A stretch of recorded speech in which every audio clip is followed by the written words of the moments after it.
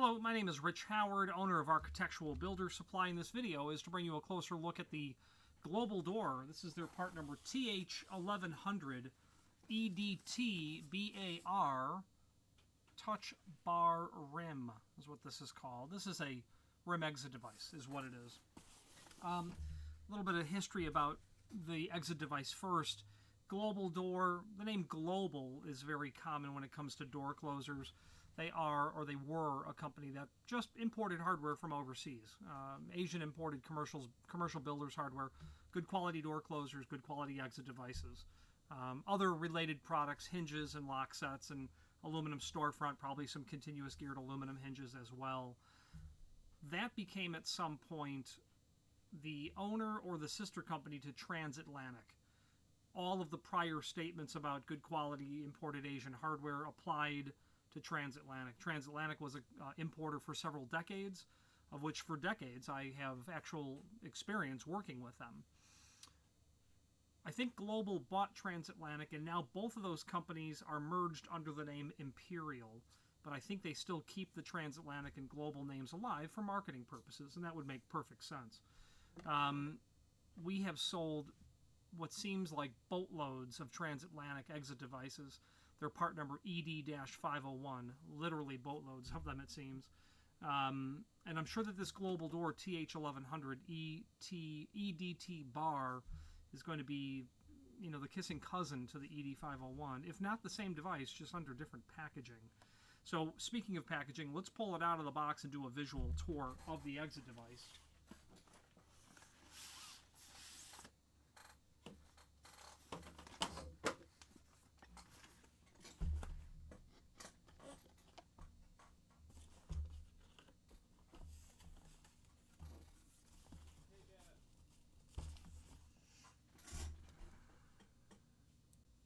Okay, so let's get this pulled out of the packaging here.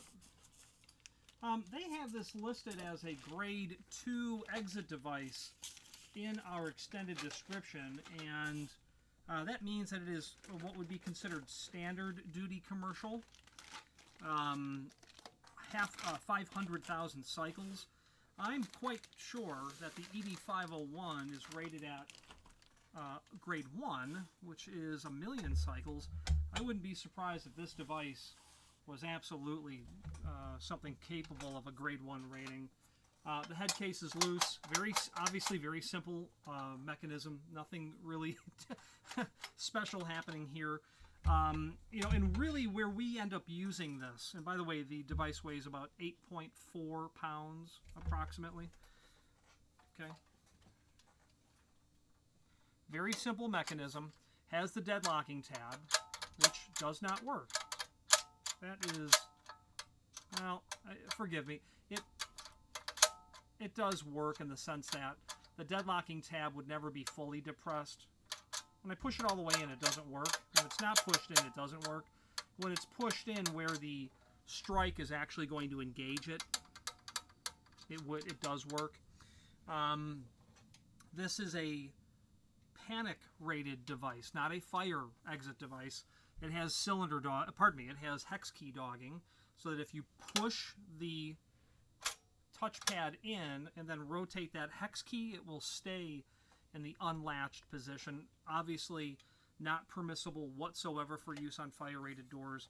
If you need a device for a fire rated door, you'll order it as a fire rated device, and the noticeable thing will be that it will not have that hex key dogging at all. There are technically other differences, other changes when it comes to the internal hardware between an exit device and a device rated for panic and a device rated for fire. Beyond the lack of hex key dogging, the head case is typically different on most devices at some point. Just don't mix and match them. If it is a device for fire, don't use a panic. If it's a device for panic, don't use a fire. It has a UL certification on it, okay? That doesn't mean it's fire rated, because it's not. I imagine what happens is Global, when they bring this stuff from overseas, if you needed fire devices, they're literally going to disable or remove this portion. maybe put a cap inside of that prepped hole, and you're good. That may be how they accomplish that. Okay, let's continue with this visual tour of the hardware. And continuing with our visual tour, we have a box of hardware. So we've got the exit device. Okay, we've got the head case, the head cover removed. Not a big deal with that. We'll just slide that back onto where it goes. You've got your slide cover here. Probably going to cut this down. There's really nothing in there. This is made of steel, so be mindful of how you're cutting this. Now that hardware package, it's going to obviously have screws, your hex key. It will have your strike plate. What's nice about this exit device and the ED501, the transatlantic version, is that they include filler plates. And, you know, not that you're necessarily going to need to blank out a hole, but if you do, they're included. So you'll get a 2 1/4 edge filler, 2 1/4 inch and 1/8 edge filler, just typical chrome-plated steel or zinc-plated steel, a 4 7/8 strike filler. Okay, you're going to get the screws that you'll need for attaching those should you need them. We're going to put those aside. You're going to get your end cap. The end cap is, of course, what goes at the end of the exit device. The mounting bracket is going to get installed down to the door. The device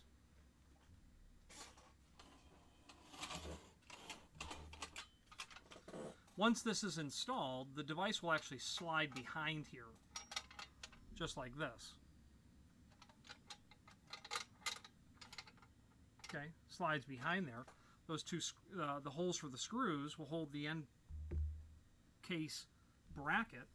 And then, of course, the end case is going to attach onto the edge of the door, but will attach to the bracket. A hole here, another hole here. It'll look like this when you are facing the door in elevation. When the door is open at 90 degrees, there'll be this slight angled surface at the end of the edge cap. And again, it's going to look just like that.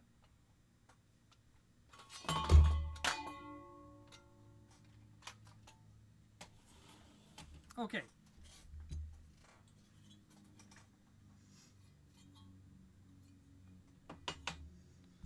Fasteners for wood or machine applications.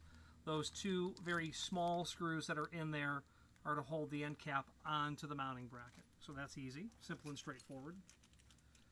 Wrap that back up in its packaging.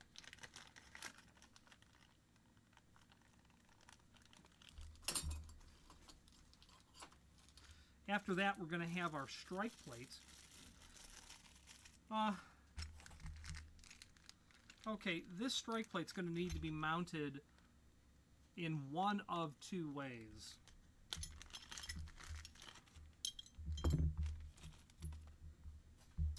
If you recall our deadlocking tab, okay,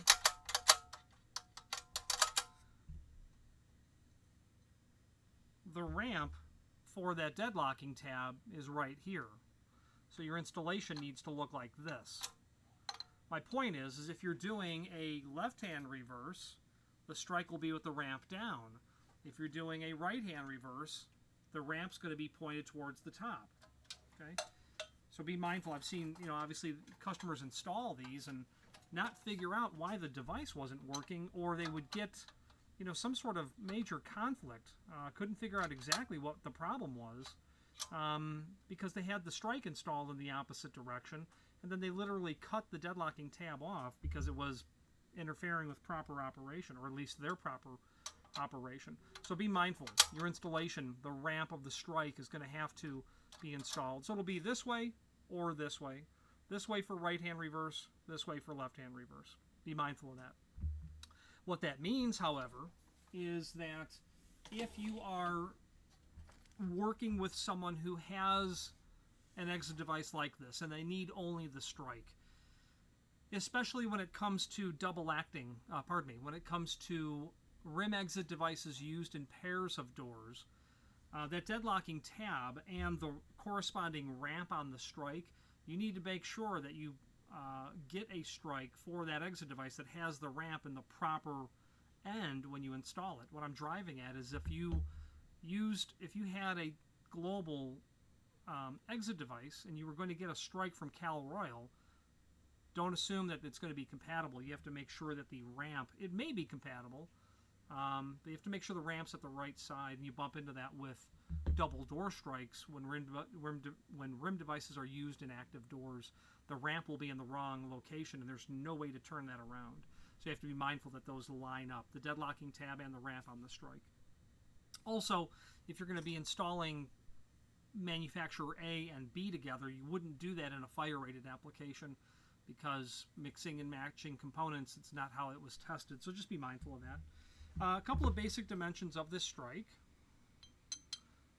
Cast zinc, possibly, is what this is, would be my guess.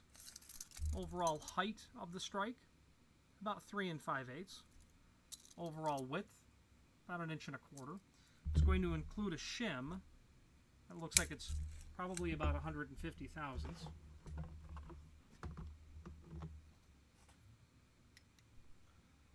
$126,000, so basically 1/8 of an inch thick.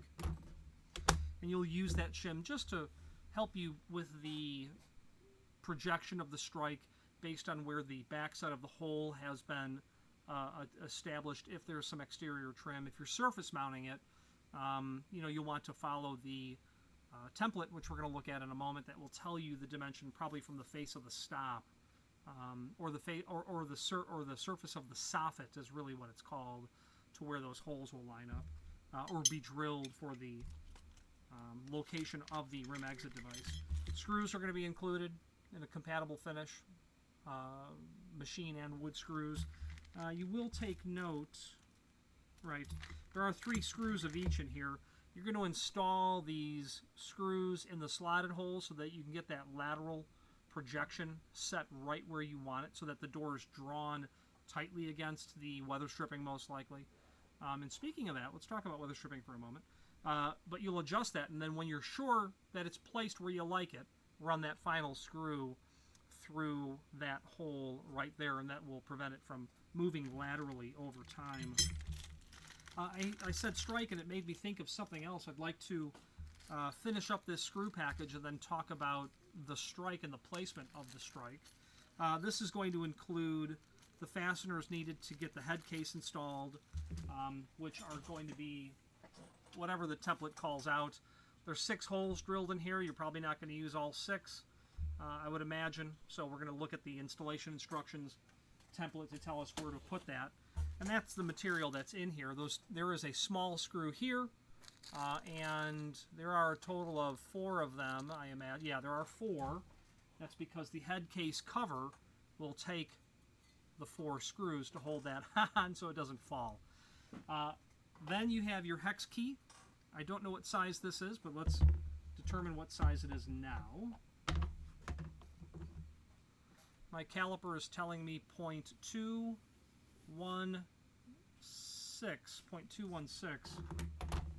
7/30 seconds? Let's take a look. 1 divided by 32 times 7. Yeah, so 0.21875. So this would be a 7/30 seconds of an inch hex key. If you need, if you've lost the hex key, we can sell you 7/30 seconds of an inch hex keys. Okay, now I want to just divert a little bit and talk about the placement of the strike on the soffit, and as it relates to holding the integrity of the weather stripping. There's an additional bracket not sold by Global, Transatlantic, Imperial, that's sold by other people, but I want to bring your attention to this adapter bracket so that we can understand a better way to seal the opening. There's an offset bracket that will allow you to run the weather stripping underneath the bracket, attach the strike to that offset bracket, and not have a discontinuity, have a break in your weather stripping. It will allow you the continuous run. And let's switch to the screen view and take a look at that. Okay, so this is the item that we are indeed looking at, and what I'm driving at here is the following concept. So people other than Zero is a company who manufactures weather stripping. They have a couple of products, 3 or 4 actually, that are these strike plate brackets. Okay, we can see 3 that are listed here down below with 3 different part numbers. The only reason they're different is because the dimensional properties change. Okay, so this one, this is what it looks like in cross section. So if you imagine a scenario as seen here, where you have an interrupt to your weather stripping. Had that bracket been installed, you could have snuck the weather stripping underneath the bracket and attached your Soffit applied hardware, like the parallel arm bracket, or your strike plate for your rim device, on top of that bracket, so that it would basically look like this. Okay, you're gonna attach your strike plate kind of like this, right here. The weather stripping that you're going to run down your frame is certainly going to be interrupted, just as we show here with this parallel arm bracket. Well, if you were to attach that bracket, let your weather stripping run continuous, and then attach your, sorry for the poor artistry, that's awful. Attach your, okay, attach your strike there. Your door is going to close up in this area. Your weather stripping is going to reside in here. Okay. Now you have your exit device installed. You have your latch bolt coming out. Well, that's a bad drawing. Okay. Pullman latch is what I'm trying to show there. That door is going to swing out. You're going to have latching. You're going to have continuity of weather stripping. And the thing that you need to be mindful is, obviously, you're going to need to adjust the templating for this. This closer would be dropped down appropriately to account for the offset of that bracket, which we see here. 1 and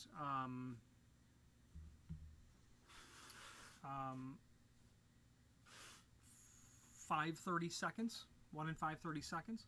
So you're going to have to offset your hardware to account for this. And what really becomes, and while the 1 and 5/32 is less important, your dimension becomes your soffit of where you're installing the item down to. If we took this drawing here,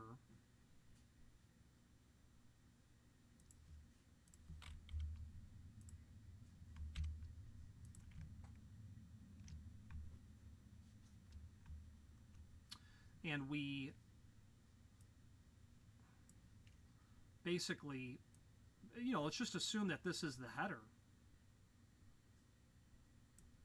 Okay.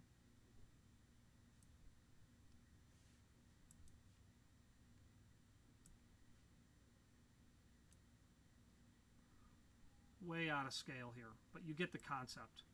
Here's your gasketing. Okay. This is this area here. You've got your offset bracket here. Okay.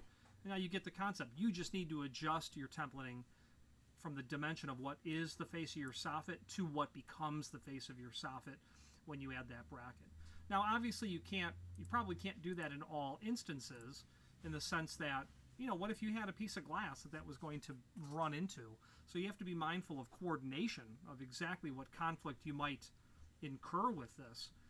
But absolutely, in a application where we're probably going to be using the TH1100 series, yeah, all you're going to do is you're going to kick that dimension over. You know, they're showing 2 3/4 inch from the stop, which should be called the soffit, over to wherever this hole is. That would be probably the center of an 1 1.25" diameter hole as your reference point. But we're going to switch over now to the template and installation instructions and take a closer look. So let's switch back to the camera view and jump on to the published documentation for that.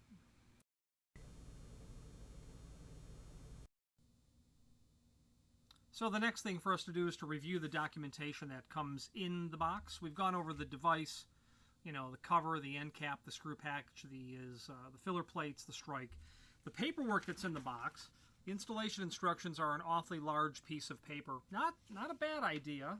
Makes it easier for people who need a little assistance in seeing fine print, which is actually pretty nice. This is linked to down below, and we're going to go over that document. It's a one-page situation, and because you're doing, in this video, we're assuming it's a rim device, which means, you know, install it according to the dimension, and you're going to be as right as rain. Installing these can literally be a 10-minute prospect.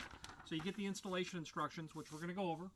We're going to switch back to the camera view, the screen view. They send some templates here, heavy cardboard stock, or heavy paper stock, I should say, that are for different trim styles. And generally what happens is when you have an exit device, you'll have the paperwork for the exit device. When you add the trim to it, you'll have the paperwork, instructions template, and then you merge the two together. We don't have any trim on this option at all. So when it comes to trim, you're doing, you know, exterior. You could do something as simple as nothing, exit only. You can do an exterior rim cylinder and maybe an auxiliary pull handle, or maybe a pull handle that incorporates the preparation for the rim cylinder. You can do knobs and levers, and you can do night latch function pull plates, thumb piece. I don't think that there may be a thumb piece option for this. And while I'm thinking of it, I did check the manufacturer's specifications. This is a grade 2 device, 500,000 cycle. If you want the same device, grade 1, it would be this device's sister product, the ED-501. It's under the Imperial, but that's a transatlantic part number. So depending on what trim you're doing, you're going to go to the trim device, to the trim template for how you're going to prep that. And you're going to merge the two documents together, the device and the trim, and make sure everything is in alignment. The vertical height, however you're measuring that, and then the back set, however you're measuring that, or to what you're measuring it. Then there's this third document. It's a notice about the dogging function. Basically what this says, and we'll look at it, is if you have a function during business hours that the device does not need to be latched, dog it. Dog it open. Push the touchpad, turn the hex key, the latch is held retracted until you push the touchpad, reverse the action on the hex key, then it's in the latched position again, which is inherently why it's not fire rated. It's the cardinal rule of fire rated doors, of which there are 3. The first one says doors must be self-latching. This would violate that. But if you have an application where, just a fictional body shop, you have a small, relatively small body shop, and your clients come in the door, and you have a closer, you have an exit device, you have an exterior handle all day long. Pull the door open, push the door open, dog that device. It doesn't seem like you have a need for it to be latched. Maybe you do, but it would certainly conserve the integrity of the device in terms of it being mechanically sound by orders of magnitude. There's no reason to be hitting that action on the touch bar assembly and all of the linkage connected via springs to the latch bolt, forcing that to operate. So if you can leave it dogged, leave it dogged. You might want that. Then at the end of the day, you dog the device, you reverse the dogging, door's now latched, and you exit. So that could be a way to go. So let's switch back to the screen view and take a look at these uploaded documents for this item. Okay, so here we are again looking at the item, and it's the extended description. Let's just take a closer look at this quickly before we go to the installation instructions. It is listed as grade 2. That's in their manufacturer's catalog, 500,000 cycles. If you have moderate commercial activity, I would think this device will work very well for you. Has mixed base materials, some aluminum, obviously some steel. I'm not sure what's aluminum on this, and nothing is anodized. This might be a sprayed or a powder-coated steel. Stainless steel springs, stainless steel latch with a 3/4 inch throw. Now that's called a Pullman latch, and a Pullman latch refers to the shape of the latch bolt, and you know, it is the type of latch bolt that is straight and then curved, is how that works. It's going to come out of the exit device, and your basically your strike, you know, sits in. Oh, that's a lousy drawing.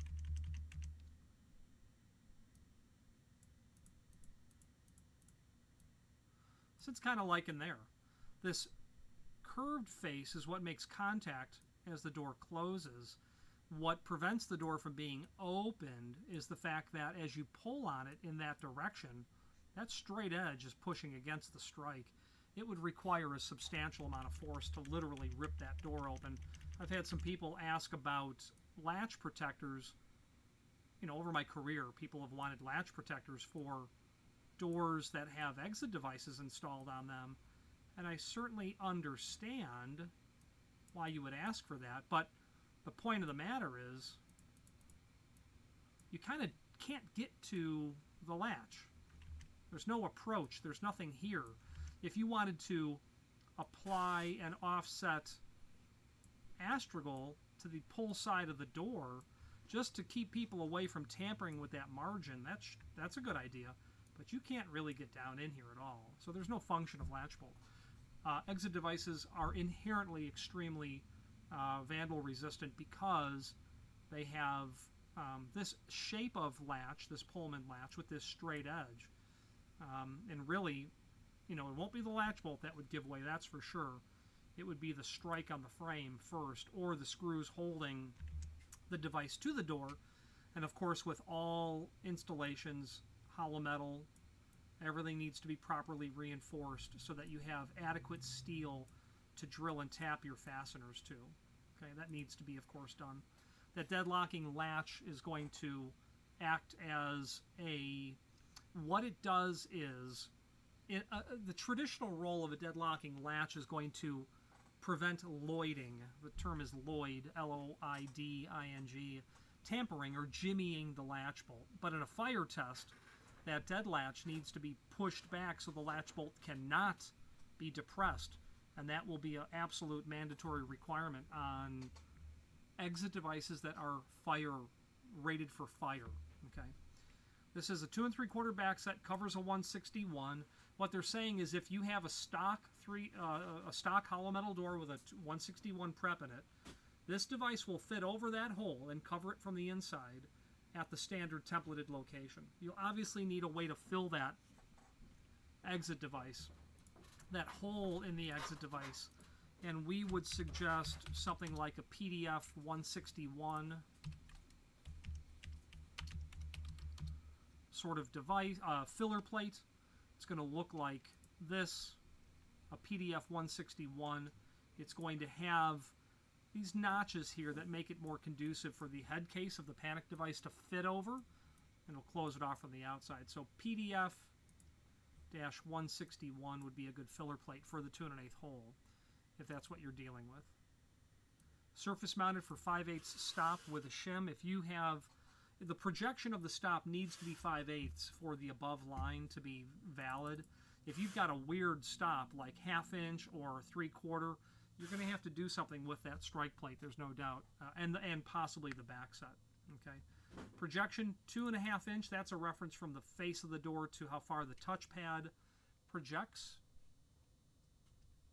Okay, 4 1/4 inch minimum style. That's going to be how much room you need, literally on the door. You have a door, you got a big piece of glass in here, let's say, you're going to need a minimum of 4¼ inch in here to be able to fit that device on. You'll obviously need a shim kit to get it over a light kit if necessary, but that's the minimum they're going to be looking for to get that head case installed. It's a rim exit devices, all key trims, all key trim cylinder included except the PLED. What they're saying is if you buy a trim from them that incorporates a cylinder, the cylinder is included except this PLED trim, whatever that is. We'd have to look at the catalog. Half turn on the hex and for dogging, aluminum and Duranodic finishes. Let's now switch to the documentation for the installation instructions. Okay, so as we look at the installation instructions on the device, again, because it's rim mounted, there's really not a lot that can go wrong with this, provided that you simply mount the unit at the proper back set. And again, back set is really just a reference to, on exit devices, what they're saying is, and that's a little muddy to see there,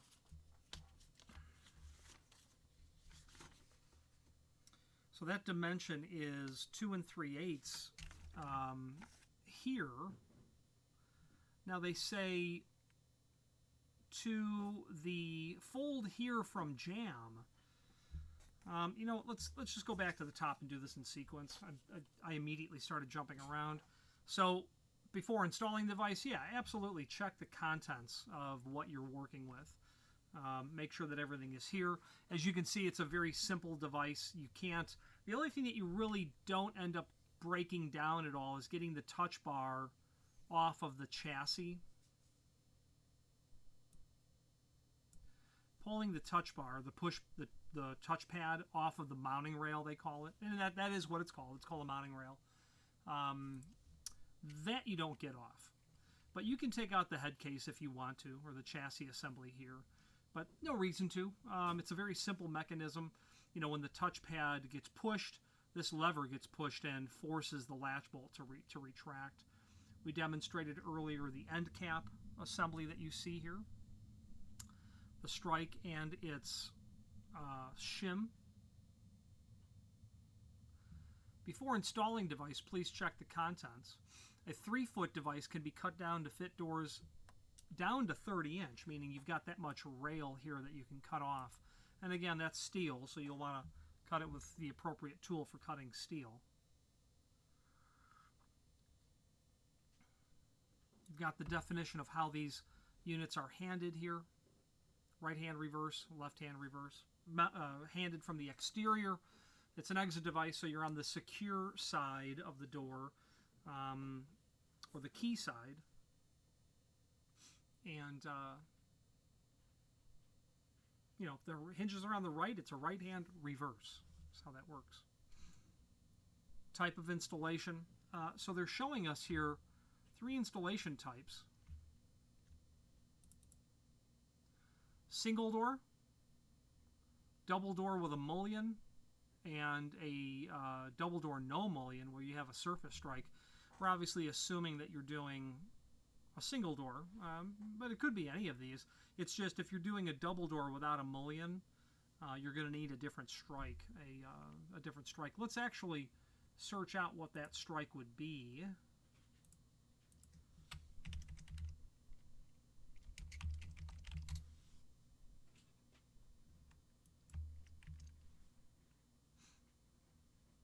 And here is that search result return, and they do have a double door strike that's here. And you'll notice that the ramp, as I've referred to for the deadlocking tab, is indeed located on one end. And that is the when you apply this strike to the double door, inactive door, the deadlocking tab will line up. But if we were to, as an example,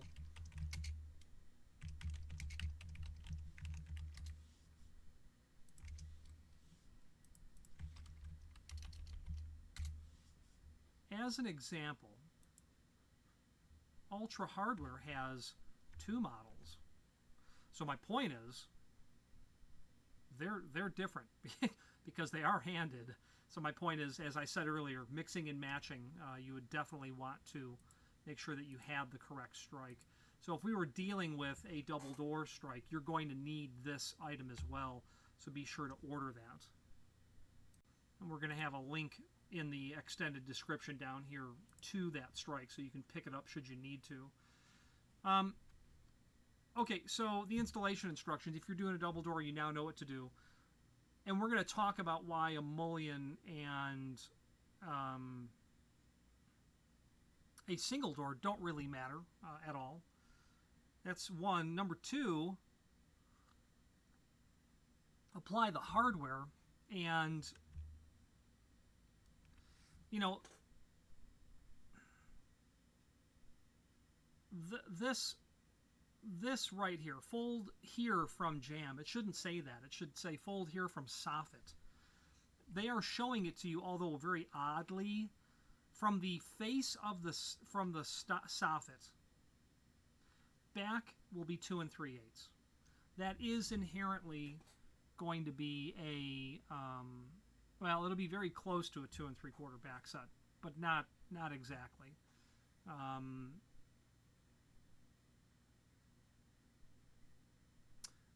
Because it's not quite 2 3/4. It will fit over 2 3/4, but if you're doing an original installation, you would drill that at 2 3/8 from the soffit.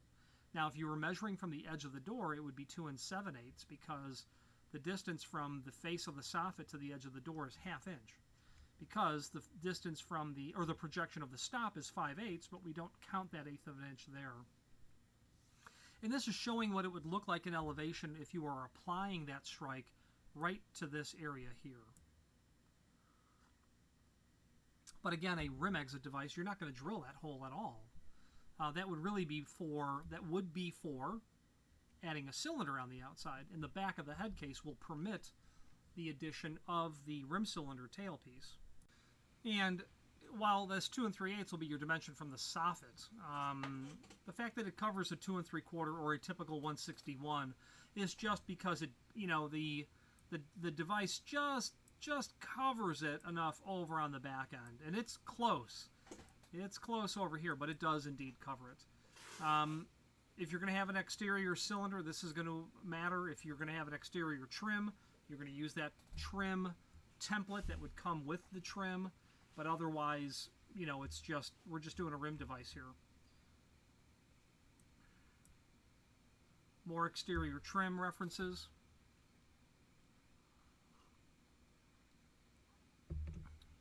Very likely you're going to have to cut the device down. Most certainly you will. Check the size of device if cutting to length is required. Determine cutoff length X by subtracting 1 3/4 from Y. Okay. So Y is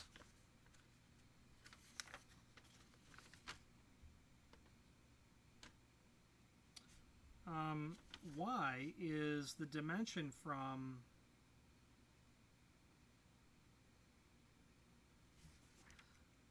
it's a little unclear here on the paperwork. Let's study that.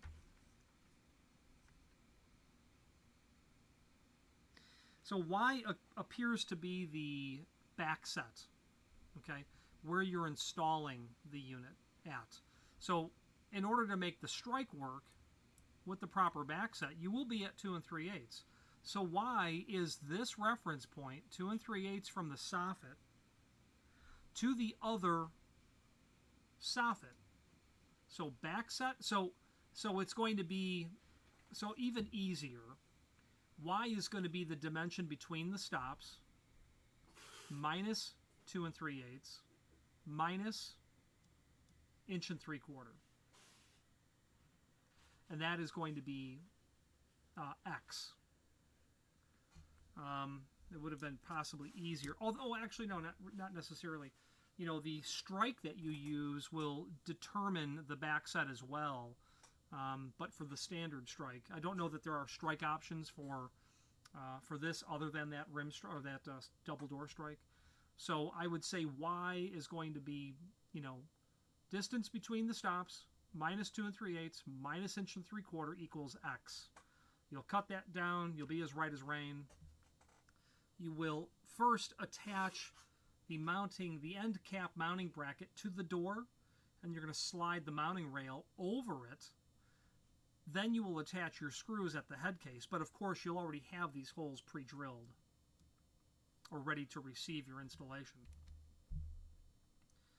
So you're going to cut your device to length once you have located where the holes are going to be, and they are only giving us, they're just not clear exactly what hole they want us to be drilling to. Well, I suppose it's reasonably accurate. Yeah, it is. And I'll demonstrate what I mean by that. These two holes, they have two holes here. And they are in the center line of where the tailpiece for a rim cylinder would go. So that's going to be your 2 3/8 dimension. And I'll demonstrate the back of the head case. So 2 3/8 over, you'll have a couple of holes. You can drill 2 more of them, which are shown on the device, and I'll show you on the device itself. You've got 2 3/8 over, 3.5 inch vertical centers from the center line of your device, 7/8 over on either side. Okay. You'll mark your holes for your end cap mounting bracket or your rail mounting bracket. Pre-drill all those holes, get the bracket installed, slide the rail over the offset clip or feature to the back of the end cap mounting bracket, then attach your holes over at the head case. At that point, tighten, attach your head case cover, attach your end cap, and you're done. If you need the shim on the strike, the shim is included. Okay. Other documents included with this, that notice that I had said or talked about earlier, that's listed there as well. Not going to go over that again. And then some templates that are included with the device itself. This will be appropriate for you to understand where the holes are going to fall for mounting the device, but they're just not showing the other 2 holes depending on the hand of the door. So let's switch back to the camera view and wrap up this video.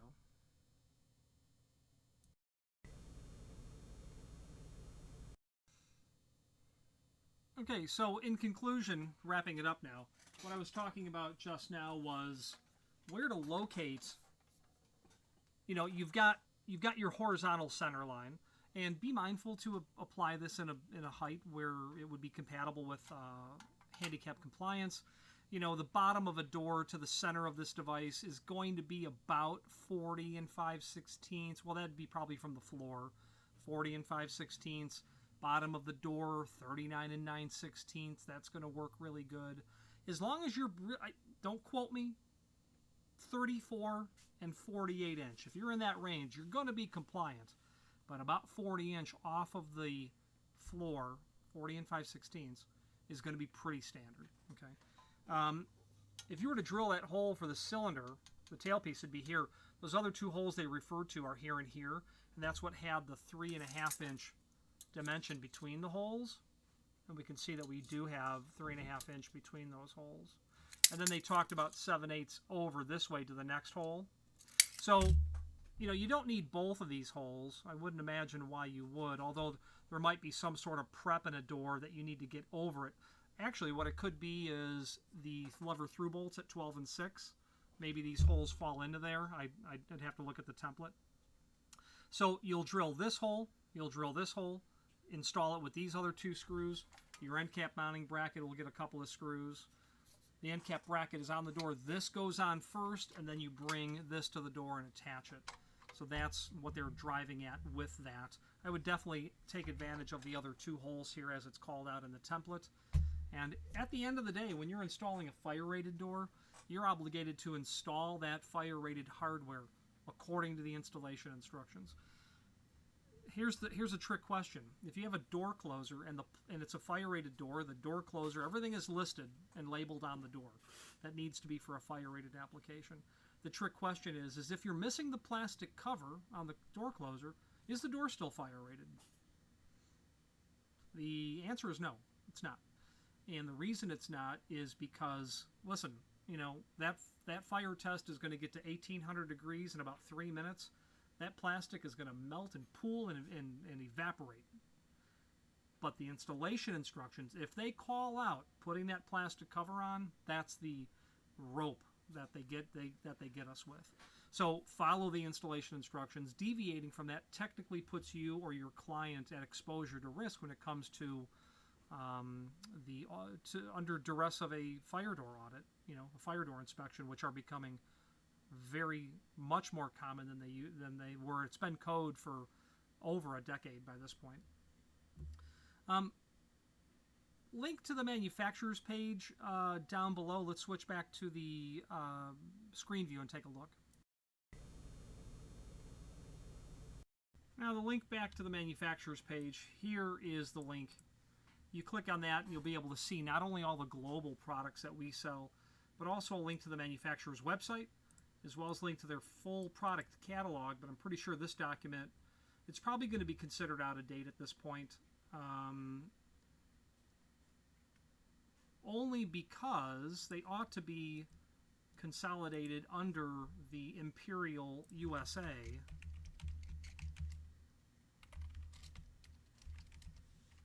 Imperial USA product catalog. Okay, so it's going to be the same vintage of catalog, but this would be the document that I would be working in at this point. Here's your device, your accessories for this, and there'll be a link to this cut sheet listed down below. Talks about the other trim, obviously that strike we talked about at length, and then all things related to the subject matter from Imperial or Global Door Controls, and as they have on their front page, Transatlantic, Global, under the mother company here, I suppose.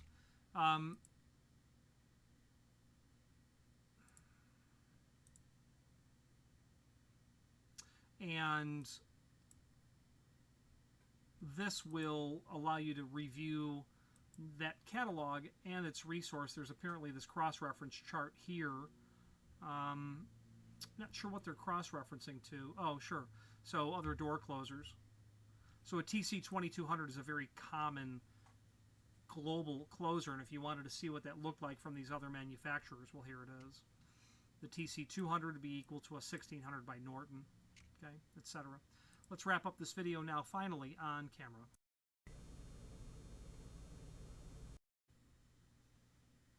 In conclusion, it's a nice quality device.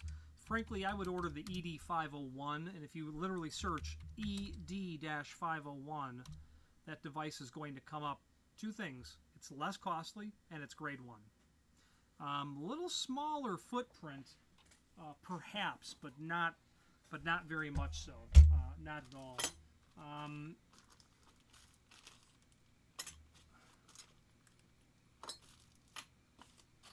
I don't believe I demonstrated the hex jogging, and I wanted to demonstrate that here. Okay. Push in. The latch is retracted. The hex key goes in. A turn about 180 degrees that holds that latch in. Okay. End of the day, you're done. Push the latch in. Oh, pardon me. Push the touchpad in. Rotate it counterclockwise until it basically stops. Nope. Until about halfway. So what you can do is dog it in either direction. Okay. There you go. Nice quality device. I would use the ED501, sister company to it. I like it. It's a grade 1. And I'll tell you, I've sold not so much of this device, but that ED501, as I said earlier, how many bushel loads we've sold. In all of those years, I had one fail. One. You'll see, just take notice, little springs in here, little springs in here. There are indeed some small springs back in there. Okay? See a little bit of evidence of something happening there. They're tiny. I had a client order the device for me on a Friday. He had inspection at his restaurant doing remodeling on Saturday. How he was inspected on a Saturday, I don't know. Calls me up incredibly angry because I had Well, I need an exit device. Cheap. It's got to be cheap. Well, I got something that's cheap and good. Good for you. So I pushed him to the ED501, and he called me the next morning and was irate. He was disrespectfully irate. Coincidentally, it was a Saturday afternoon. I had already gotten home, and this restaurant was about 2 miles from my house. I drove over there. I went in. He refused to see me. Great. It's an exit device. I know it's the back door. Get to the back of the restaurant. I looked at the device. I pushed on the pad, and the latch was limp. And as soon as I looked at the latch, I, of course, realized why it failed. I had taken... I'm reasonably proficient with both oxyacetylene and MIG welding. The installer welded the device to the door, melted the spring. The spring is gone. 1800 degrees, thrown right on within 2 inches of the spring.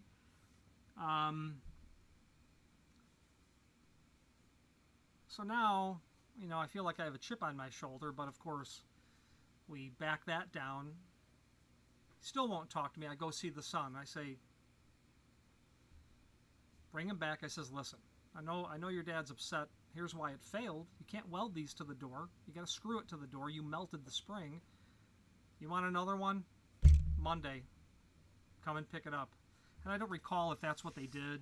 I don't recall. Some people are hard to turn around when they're that angry.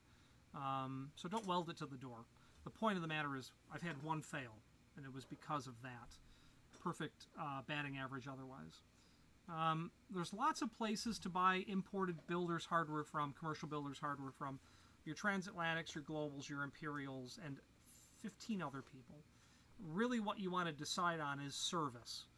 You're not buying the exit device because you can buy an imported exit device from anywhere. How do they take care of the service is what you have to decide, and then align yourself with that importer who gives you a fair price but really backs it up. And historically, Transatlantic was aces at that. Lots of choices in this market, and just decide who you like to work with and do so. I can't attest to the performance of this product line. I've stocked their door closers. I have some right at the tip of my finger right there. Okay, TC1200s, TC201s. They're grade 1 material. So it's, you know, it's 6 half dozen the other. I have to say that we have a job right now of about 30 or 50 locks, I forget. Grade 1 transatlantic lever locks on a college campus. Client calls and says, all right, I'm sick of this. I had one break and I just had another break. And while the issue is not resolved, the issue is not resolved only because we've not gotten there yet. It's happening right now. But where it started out was, I asked the client, what's the application that you're using an imported grade 1 lever lock? Turns out it's a college campus. So that was the first thing to me that says you don't put an imported Asian lock in a college campus. It's grade 1, but just because it's grade 1 doesn't mean it'll suffer a student, you know, a co-ed doing chin-ups on a lever. Not saying that they do, but I know a lot of people who are head engineers at Big Ten universities, or I know more than 2, and the stories that they relate are abominable in terms of how that hardware is treated. So automatically I'm thinking, just because it's grade 1 doesn't mean you should have used it there. That should go on the restaurant, the fast food restaurant door at most. Emailed Transatlantic, Global, Imperial, no response. Called them the next day. Oh yeah, I got the email. I sent it to my boss. I says, well, okay, you should have let me know. Spoke to the person at length. I said, here's what I need you to do. Call your boss. What do you want to do here? So what the contractor insisted on was an actual inspection. And somehow, Imperial Transatlantic Global got somebody on site, a locksmith. Today it's happening. Someone representing Transatlantic is going to be there to see the application. The vendor agreed to, based on my suggestion. I said, they've got 2 that are no good. My suggestion is you get them 2 no-charge replacements now. Goodwill replacements, let's not worry about it. Let them have those. And then let's get back one of the bad ones and have it figured out. So right now is where we stand today, is they arranged for a locksmith to be on site. They got them the 2 replacements. They have said in confidence that they're willing to do whatever it takes to make this client happy, including a full replacement. Don't know if that'll be necessary.